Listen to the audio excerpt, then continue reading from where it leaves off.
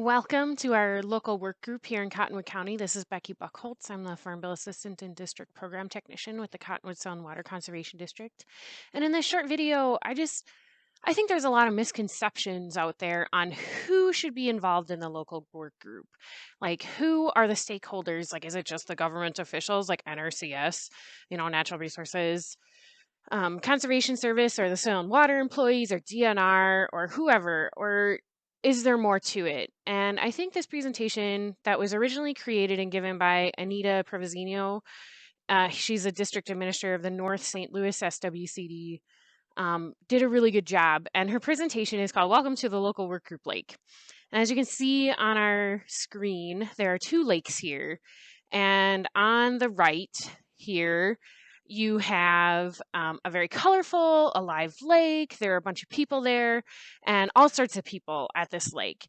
But on the left-hand side, you see it's lost its color. As soon as you start removing certain people or certain groups from the local work group, you become disconnected and you lose that input from other people. And so the main thing is like, who are the investors and stakeholders in a local work group?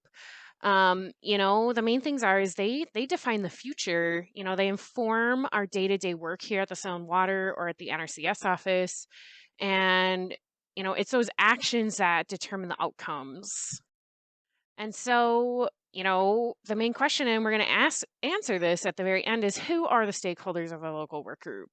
Is it the government? Is it the Soil and Water Board or the county board? Is it landowners? Is it partners? Is it other federal partners? Is it state partners? Is it just people who give the money? And it's like, well, this is what it is. Too bad, so sad. Or is it recreationists? Who is it? And let's see, give it some thought while we're going through this. And maybe in the end, you'll see who the actual stakeholders are for the local work group.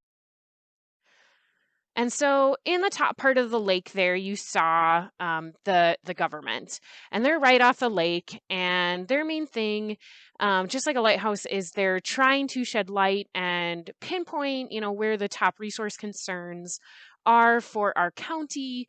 And so you have, like, for us, this NRCS, Natural Resources Conservation Service, and the Soil and Water Conservation Districts, or SWCDs. And so also then the local work group is, multi-stakeholders initiative. Like, there's more than one person in it. And our job here is to help facilitate.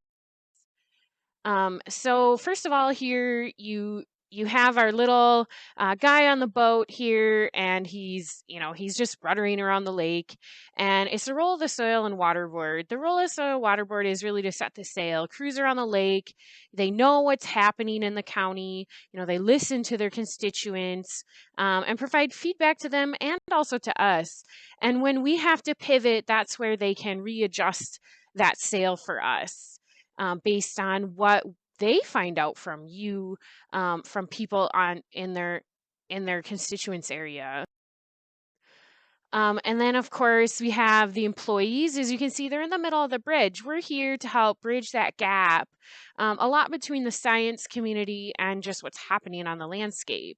And so really, our job at the local work group isn't to dictate what's happening and what you're doing, and where money has to be sent. Our goal is to help facilitate the meeting, to take notes, to listen to what you have to say. We're going to help with some of that jargon and those big words and acronyms, and try to help people avoid them during the meeting. And sometimes, we do participate because we do get out there and we do help our landowners. And so we are talking to you throughout the year. And so we sometimes have an idea also on what's going on out there. But then we're also going to communicate these results and follow up on questions that people had. And then ultimately to implement the plan and the priorities that we have. Our main thing is our job is to listen at the local work group and communicate those results. And here, of course, we have our big steamship as is the customers and business partners. You know, they assist to help identify priorities. They voice values and concerns. They help generate ideas and collaborate with us and other officials and other groups. And they help contribute their expertise.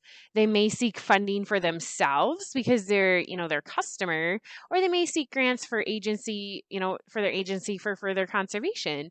And you could think of them as a lot of like they're all sorts of people. They are special interest groups, they're schools, they're industry, they're college, they're the landowners. And then, of course, along the beach here, we have our community stakeholders. So you can think of them more as like the staff and elected officials of the counties and cities and townships. They're really the infrastructure of the beach here. They're the beach, the restrooms, the lounge chairs. They can also help identify needs because they're out there in the community and they speak with you too. They can also be a source of funding for us at Soil and Waters or NRCS or for you as well. And sometimes we get the other side of things where they have to enforce certain rules and regulations. Um, they're also there as a resource to for you as a landowner and for anyone else.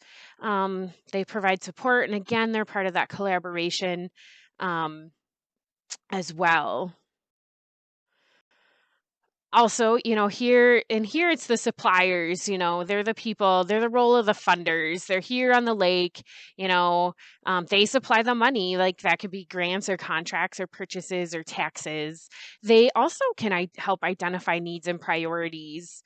Sometimes it's a need that we see, yeah, we need that, or sometimes we go, huh, okay, well, I guess that's a need you see, but we didn't. um, they sometimes have their own plan and priorities and try to incorporate them. And like I said, sometimes they line up and sometimes they don't. But they also have their own expertise and can contribute that and provide feedback. And then we also collaborate with them. But they're ultimately the ones that tell us, fish or cut bait. Like you either get it or you don't. So they're still like they're part of this whole lake too. Here we have more of our consumers down here having fun, having a ball off the diving board or rowing.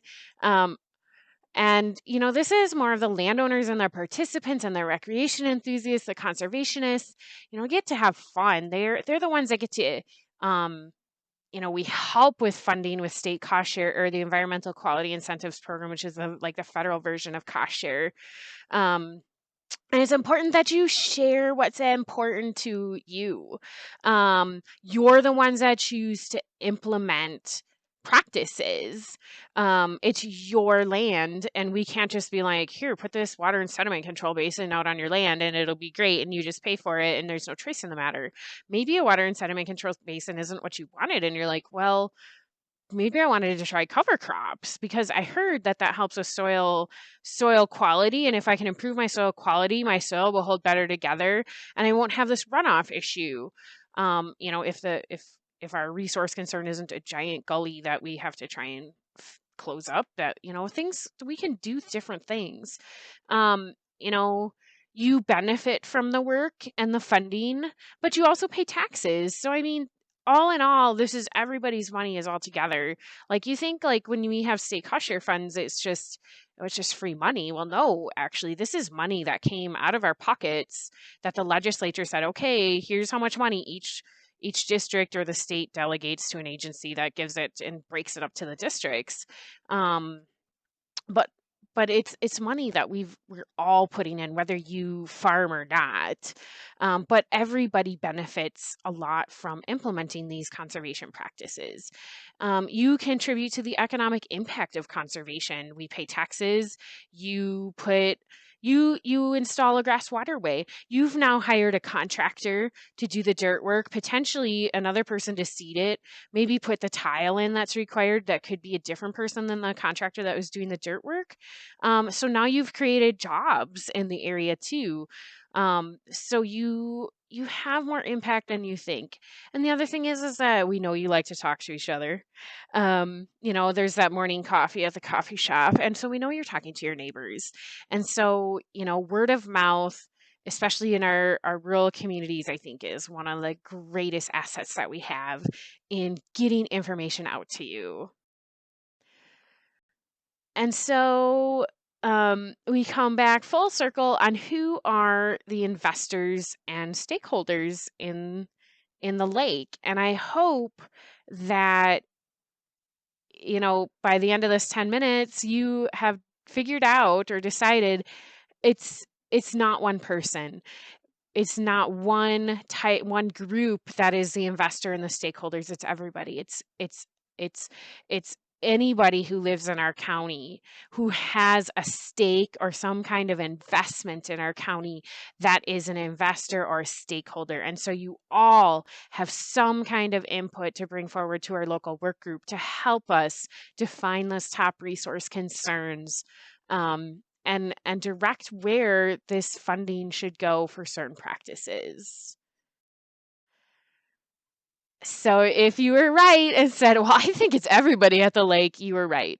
So hopefully you'll join us next time. We hope to see you at our local work group. If not, we encourage you to fill out our survey to help us define these top resource concerns, and see some of our other short videos on what a resource concern and how you can get involved with our group. Thanks again for joining us.